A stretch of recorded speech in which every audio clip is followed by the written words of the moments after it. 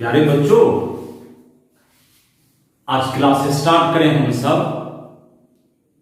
और पिछले क्लास में आपको फैमिली ऑफ मैथ्स का हमने डिस्क्रिप्शन दिया था और उस मैथ के फैमिली में 5 फैमिली का कंसेप्ट आपने लिया था। और उस 5 फैमिली में सबसे पहला फैमिली का हमने डिस्क्रिप्शन आपको दिया था, आपको बेटे डिस्क्राइब किया था अलजेब्राइक फंक्शन, या ऐसे बोलो बेटे अलजेब्राइक फैमिली। ये अलजेब्रा के परिवार को बेटे आज हमारे सारे बच्चे अब लर्न करेंगे। तो सबसे पहले अलजेब्रा को जैसे आप स्टेप लोगे उसके घर में बेटे, अलजेब्रा के घर में जैसे आप सीढ़ी से चढ़ना शुरू करोगे तो सबसे पहला स्टेप पर ही मिलता है वेरिएबल क्वांटिटी, चर राशि। यहां पर ज्यादा से ज्यादा हमको अंडरस्टैंडिंग बेटे लेना पड़ेगा, समझना पड़ेगा। अभी आप लिखने के लिए मारामारी न करेंगे। प्रश्न उठता है, ये वेरिएबल क्वांटिटी चर राशि किसको कहते हैं? हमारे बच्चे 2-3 क्लास से पढ़ते हैं चर राशि को। साधारण हमारे बच्चे बोला करते हैं कि जिस राशि या जिस क्वांटिटी का वैल्यू या मान बदलता हो उसे आप चर राशि कहते हो। यानी वैसा राशि जिसका मान बदलते रहता है उसे आप चर राशि कहते हैं। तो हमें समझना चाहिए बेटे कि बदलने वाला कौन कौन क्वांटिटी है। तो जरा सा इसे डिफाइन करा दूं। हम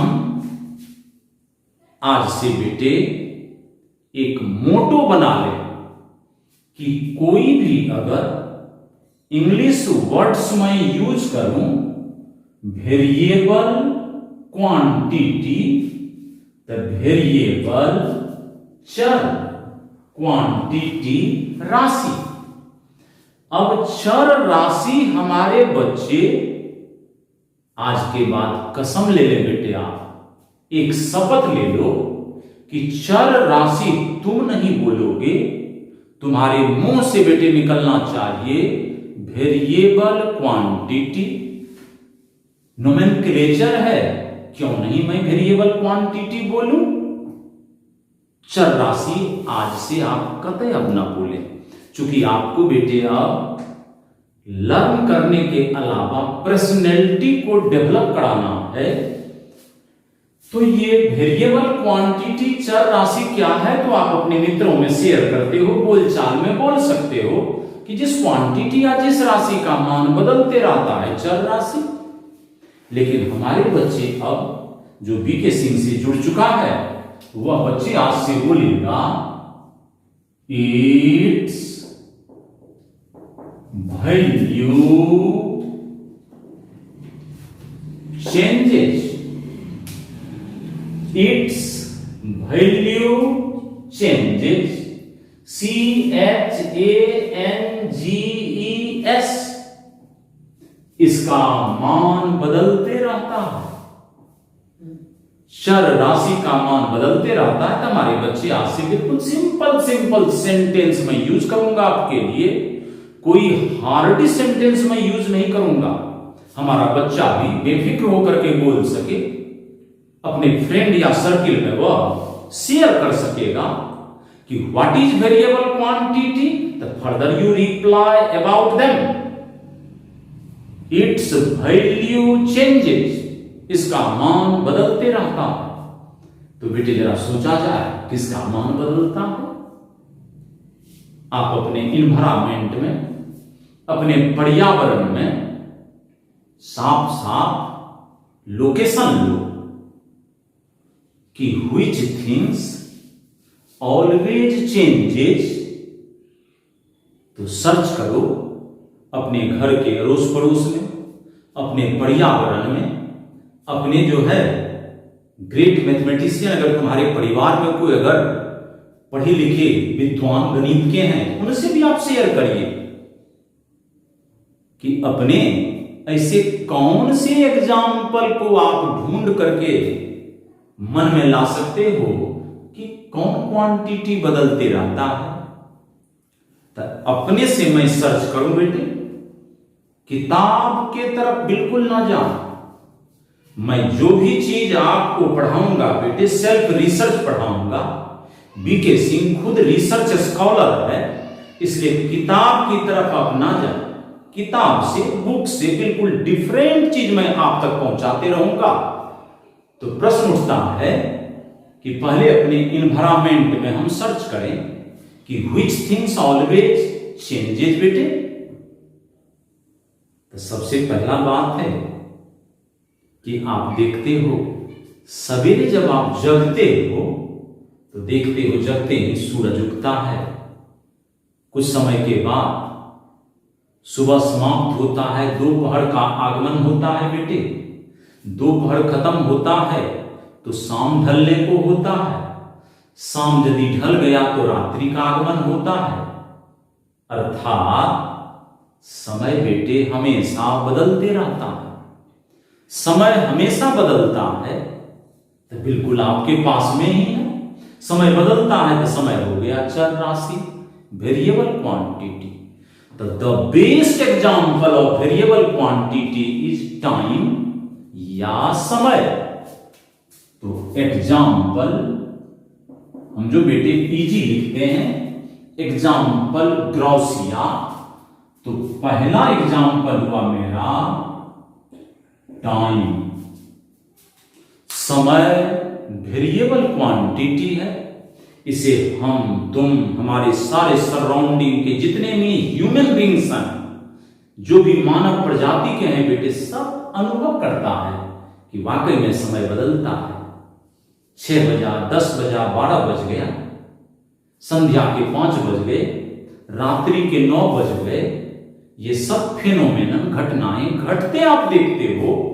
तो आज से रटने की जरूरत नहीं है, तू मजे से कहेगा कि समय वेरिएबल क्वांटिटी है। दूसरा एग्जाम्पल बेटे जान लो, जब ये हमारे अप्रैल महीने से बेटे और अगस्त महीने तक गर्मी काफी पड़ती है बेटे। जब अगस्त समाप्त होता है, सितंबर का आगमन होता है, अक्टूबर आने लगता है, तो बच्चों को धीरे धीरे कहता है ठंड आ रहा है। नवंबर में बच्चे हमारे हाफ शर्ट से फुल शर्ट स्वेटर की ओर बढ़ जाता है। दिसंबर महीने में आपको ठंड, कड़क की ठंड पड़ने लगती है। तो बेटे कभी हमने सोचा है कि व्हाई बी फीलिंग हॉट और कोल्ड? हम लोग क्यों गर्मी और ठंडी का अनुभव करते हैं? हमारे बच्चे जवाब दे सकेंगे। साधारण जवाब है कि टेम्परेचर जब बढ़ने लगता है तो सारे लोग गर्मी का अनुभव करने लगता है, और जब टेम्परेचर घटने लगता है तो आप ठंड का अनुभव करते हो। यानी गर्मी का लगना, ठंड का आना, ये निर्भर करता है टेम्परेचर के रीडिंग पर। टेम्परेचर बढ़ेगा, गर्मी लगेगा, टेम्परेचर घटता जाएगा, ठंड जो है आपको लगते जाएगा। यानी बेटे हम आप टेम्परेचर को घटाते बढ़ाते नहीं हैं। Temperature just adopted from our nature, प्रकृति से बेटे ये जुड़ा हुआ है। तो टेम्परेचर बदलते रहता है। आपके घर में भी टेम्परेचर रीडिंग्स करने वाला, टेम्परेचर को मेजर करने वाला संयंत्र घड़ी के जैसा ही आपके घर में भी लगा रहता है। बहुत सारे घर में बेटे लगे रहते हैं। उसमें टेम्परेचर का पता चलते रहता है कि अभी टेम्परेचर कितना है, तो टेम्परेचर घटते बढ़ते रहता है। This is the natural phenomenon. इसे हम आप कोई रोक नहीं सकते हैं बेटे। और जब ये टेम्परेचर, तापमान, तापक्रम घटते बढ़ते रहता है, तो जो बदलते रहता है, घटते बढ़ते रहता है, दैट इज वेरिएबल। तो दूसरा एग्जांपल हो गया मेरा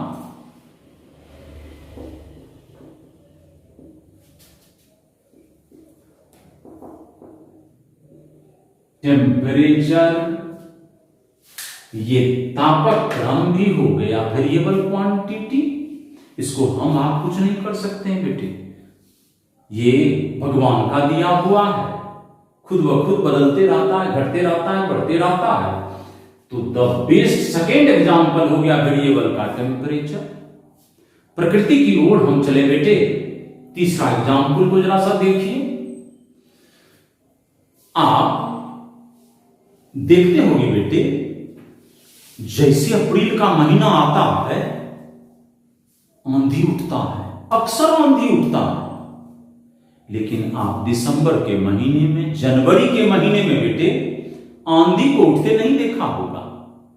तो ये जो आंधी का उठना ना उठना, ये किस पर निर्भर करता है? हमारे सारे बच्चे भौगोलिक कारण से अवगत हैं। मन ही मन सोचिएगा कि why a great storm is rises, कि एक तूफान क्यों उठता है। अगर जानते हैं तो ढेर सारा बधाई आपको बेटे, न जानते हैं तो यहां से समझेंगे कि आंधी का उठना या न उठना ये बेटे बिल्कुल निर्भर करता है हमारे वायुमंडलीय दाब पर, एटमॉस्फेरिक प्रेशर पर। दाब घटते जाएगा तो आंधी उठना शुरू हो जाएगा। वायुमंडल का दाब बढ़ते जाएगा, आंधी कतई बेटे नहीं उठेगा।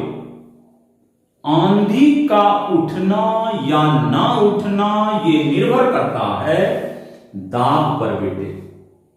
गर्मी महीने में दाब घट जाता है, इसलिए आंधी उठता है। प्रश्न उठता है कि गर्मी के महीने में दाब आखिर क्यों घटता है?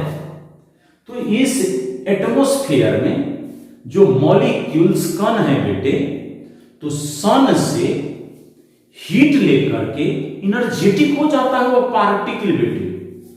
और जब इनर्जेटिक हो गया, उसमें ऊर्जा आ गया कण में बेटे।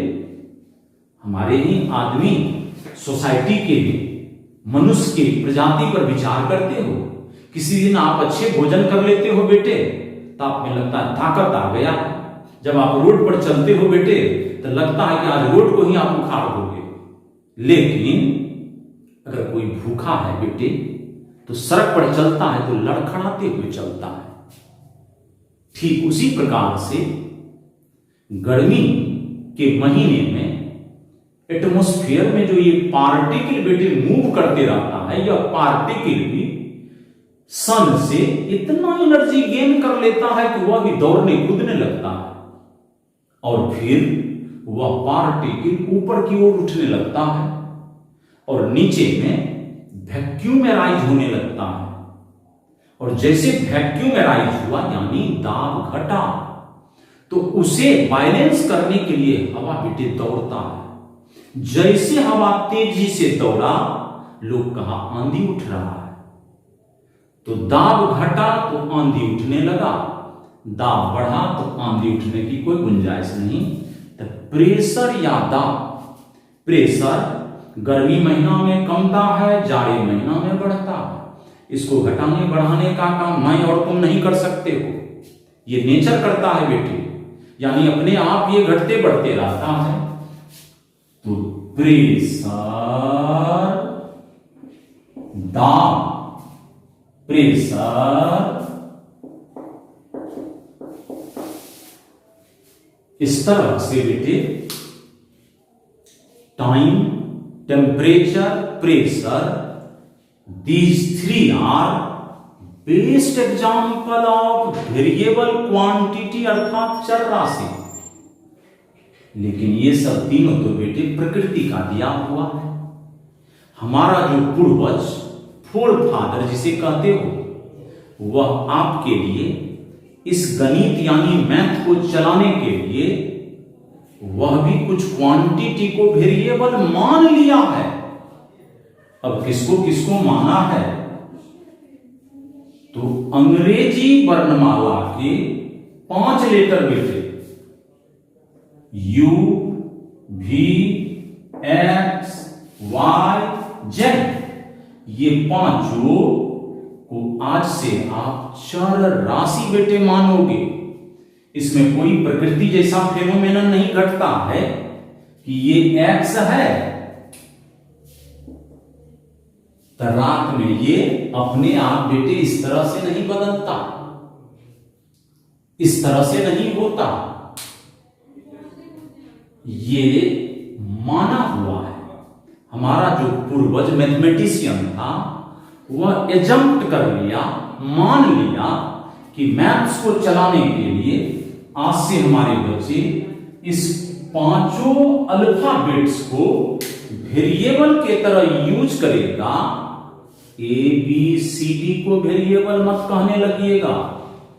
बहुत सारे बच्चों के दिमाग में रहता है कि इंग्लिश वर्णमाला, अंग्रेजी के वर्णमाला 26 को है तो 26 को कहता है कि वेरिएबल क्वांटिटी है।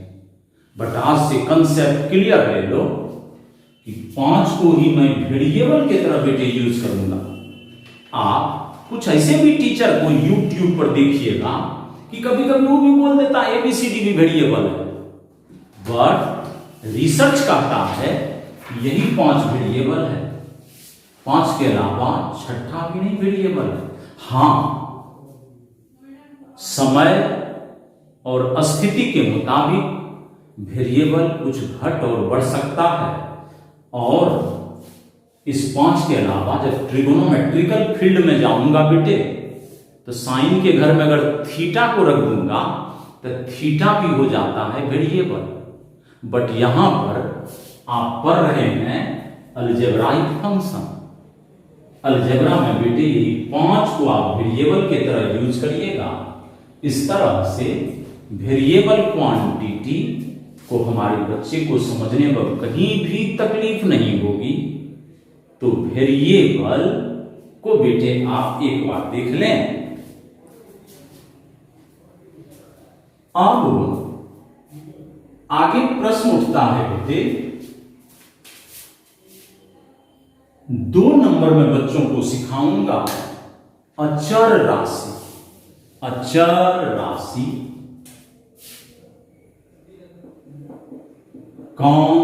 कांस्टेंट क्वांटिटी, अचर राशि कांस्टेंट क्वांटिटी, अचर राशि।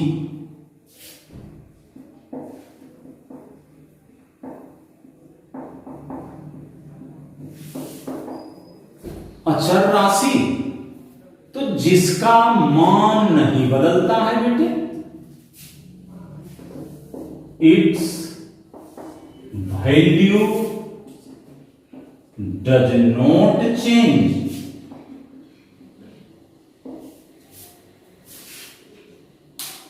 It's value does not change. इसका मान बदलता नहीं है।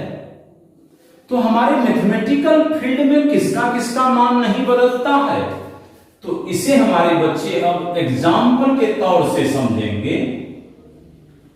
जितना भी नंबर सिस्टम आप पढ़ते हो, संख्या पद्धति के जितने बेटे आप संख्या पढ़ते हो, सब अचर राशि 1 2 3 4 5 6 डॉट डॉट, जितना भी संख्या है सब अचर राशि। इमेजिन कर बेटे, 5 रुपये को मैं पॉकेट में अगर रख लूंगा, अपने आप को न 6 रुपया बढ़कर होगा और न अपने आप घट करके 4 रुपया होगा। 5 में कोई परिवर्तन नहीं होगा।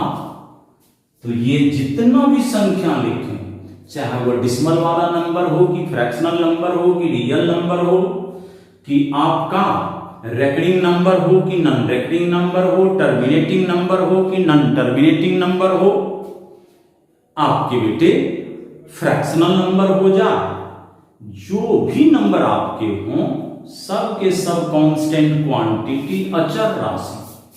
अचर राशि को भी हमारे बच्चे आज से बोलेंगे कांस्टेंट क्वांटिटी। अचर का प्रोनाउंसिएशन बेटे ना करिएगा, कांस्टेंट ही बोला करिएगा। आपका दिनों दिन सुधार होना है बेटे। हम पुरानी बातों को धीरे धीरे छोड़ देंगे। पिछले दिन आपको गुरुजी टीचर स्कूल के क्या पढ़ाया, उन बातों को अब पूरे करकट में मैं रख दूंगा। फ्रेश बिल्कुल मैथमेटिक्स के सारे टिप्स और नुस्खे को लूंगा। A B C D E सब के सब कांस्टेंट, लेकिन 5 को छोड़ करके, एक्सेप्ट माने छोड़कर, U V X Y Z. तो इंग्लिश वर्णमाला 26 में 5 को एक्सेप्ट माने छोड़ दो तो बचा 21 गो हमारा बेटे हो गया कांस्टेंट क्वांटिटी। पाई बच्चे इसको पढ़ते थे 22/7। ये पाई भी बेटे कांस्टेंट क्वांटिटी। हमारे बच्चे पढ़ते हैं alpha.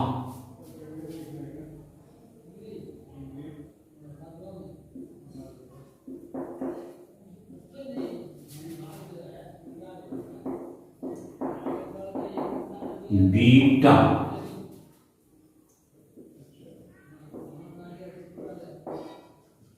Gamma and delta. Alpha, beta, gamma, delta ये सब कांस्टेंट क्वांटिटी।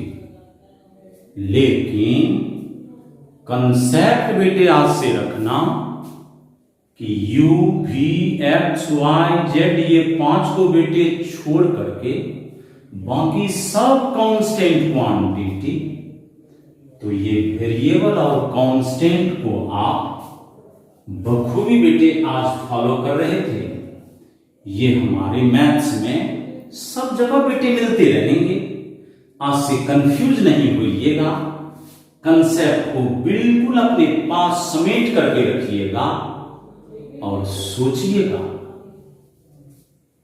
3 नंबर में हमारे बच्चे सोचेंगे वेरिएबल के कितने प्रकार, वेरिएबल कितने प्रकार के होते हैं। ये घर पर बेटे आप सोचते रहेंगे और अगले दिन के लिए आप बिल्कुल प्रिपेयर्ड होकर रहिएगा कि how many types of variable quantity and also describe their names. Variable कितने प्रकार के होते हैं और उसके कौन कौन प्रकार के नाम क्या हैं, इस प्रश्न को मैं आपके लिए छोड़ता हूं। अगले क्लास में मैं इसी को डिस्कस करूंगा, वेरिएबल के प्रकार को। तो बेटे मन से आप पढ़ते रहेंगे और हमारे इस चैनल के साथ जुड़े रहिएगा। हम धीरे धीरे आपको अपने ऐप से भी जोड़ने का काम करेंगे। हमारा अपना ऐप्स है बेटे प्ले स्टोर पर, लेकिन अभी उसकी जरूरत नहीं है। आप YouTube पर ही हमारे साथ एंजॉय करिए। लेकिन आने वाले कुछ दिनों में हम आपको अपने ऐप से जोड़ करके फिर आपको मैथ्स में अच्छा से अच्छा प्लेटफॉर्म देता रहूंगा। भगवान आपको आशीर्वाद दे। God bless you. थैंक्स।